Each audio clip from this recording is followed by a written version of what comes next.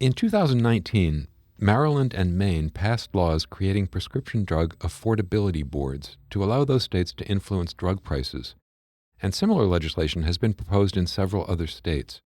Maryland's law permits payment limits to be set on certain drugs when prices or price increases exceed pre-specified thresholds, or when drugs create affordability challenges.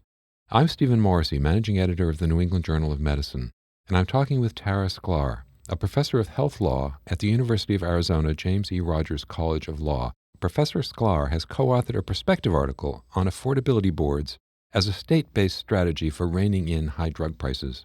Professor Sklar, could you start by telling us a bit about how these prescription drug affordability boards are going to work in both Maryland and Maine? What kind of authority will they have, and where will they be able to intervene?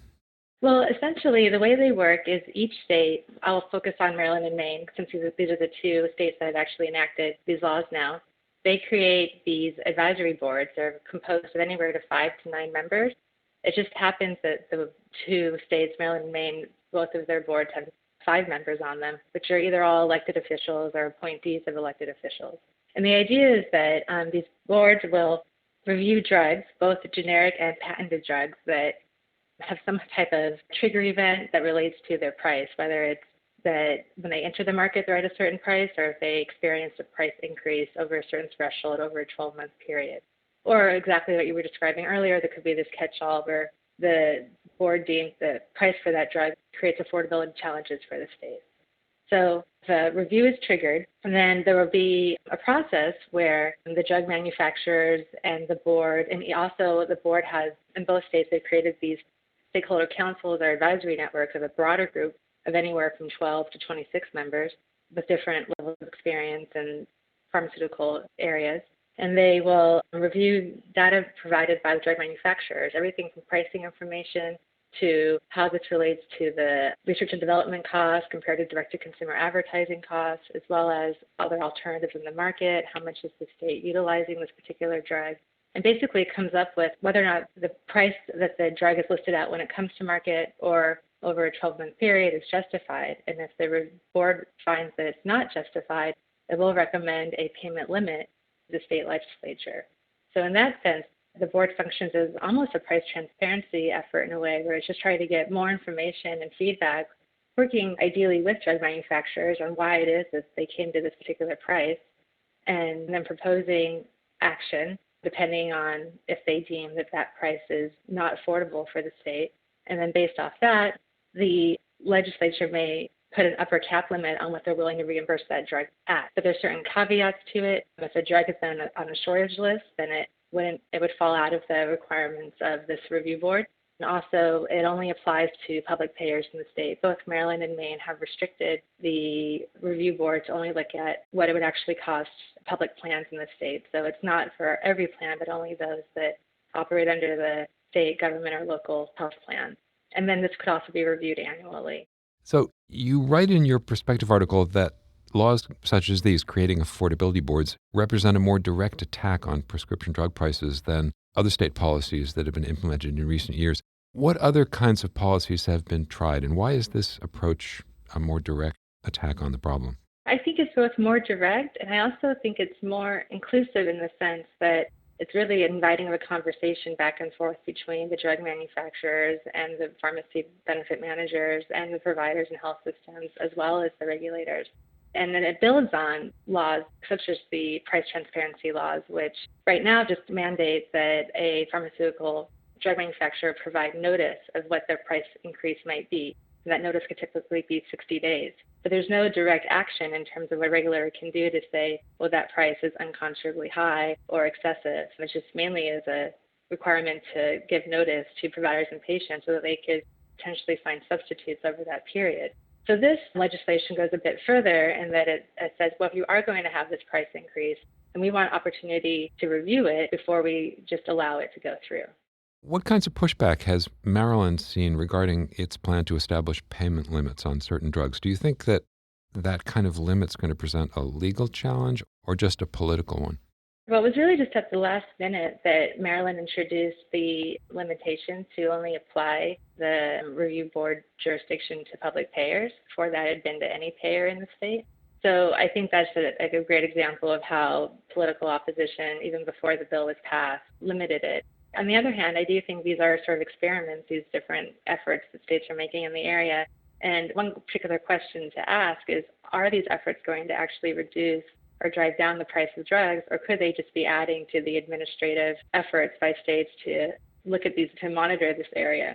So I think by Maryland limiting this approach to only, Maryland and Maine limiting it to only public payers, it does look almost like a pilot in the sense of like, well, could this really be effective, as well as sort of meeting in the middle ground the political opposition and also potentially mitigating a legal challenge. So I think that's one way they're certainly going about it, by taking a very measured approach with starting with public payers. That also, I think, justifies more of the state involvement in the area. I mean, what they're really trying to do, especially Maine, with these review boards, is balance their state budget.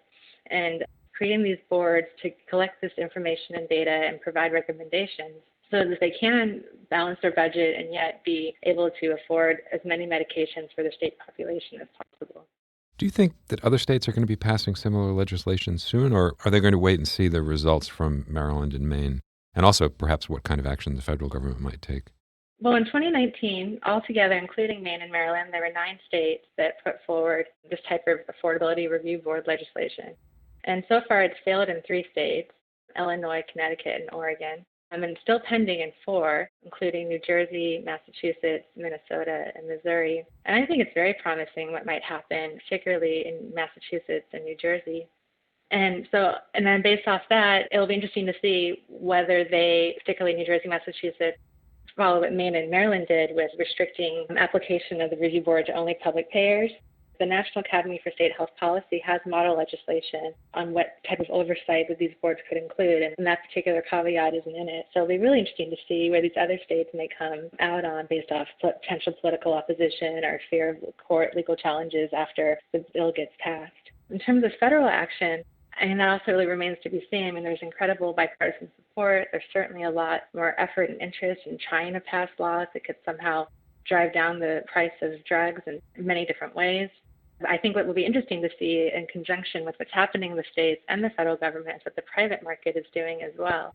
And I think that there are some really interesting, innovative things happening in Louisiana specifically, where they're looking at these subscriber models, or out of Pacifica RX, of course, where they have the 900 hospitals that are looking at basically trying to reduce the risk in the market and increase supply by having these more long-term contracts. I think a way forward is it's really not going to rely on the states, the feds, or private independently, but really how everyone can operate in a way in which there are these longer-term contracts, there's less risk in the market, there could be more of a focus on just reducing the potential drug shortages going forward, to reduce potential spikes in the price, and thinking about it more holistically that way, as opposed to certain states are doing this. The other thing that's, I think, a large concern with these affordability boards, and it's interesting with Maine and Maryland coming to the forefront, is there is a risk for smaller states, unlike California, to take this type of effort. They could potentially limit access to new cross-cutting drugs or essential medications. Drug manufacturers could say, well, Maine, you're just not big enough for me to want to deal with following this review process. So that's a real concern that I think disadvantages smaller states as they try to pass state legislation in this area. In fact, you say in your article that these new state approaches are unlikely to be a substitute for a federal solution that changes the fundamental market factors that are driving up drug prices. So what kinds of federal strategies do you think are feasible? That's a great question. I think some that are coming out that are looking at, for example, the Prescription Drug Price Relief Act. That one has where they're specifically looking at the median price of a drug in another country and just trying to target what a reasonable price might be for that drug. I think that type of effort, like a global effort, is really enticing in terms of just looking at, from a world population perspective, what people need this drug for and how much it could be charged at and how to make it more accessible globally. So that's just an interesting concept. And I think that the other federal efforts, a lot of them are looking at the states for being incubator models for what they could do in this area. And it's just interesting whether or not these triggers of pricing and more calls for greater transparency will really be what's necessary to overall reduce the cost of drugs if there isn't more action needed in terms of providing longer-term contracts to help the market operate more efficiently, reduce risk in the market. If maybe that approach is something more of a carrot type approach, if that's more desirable than these transparency and stick approaches. Thank you, Professor Sklar.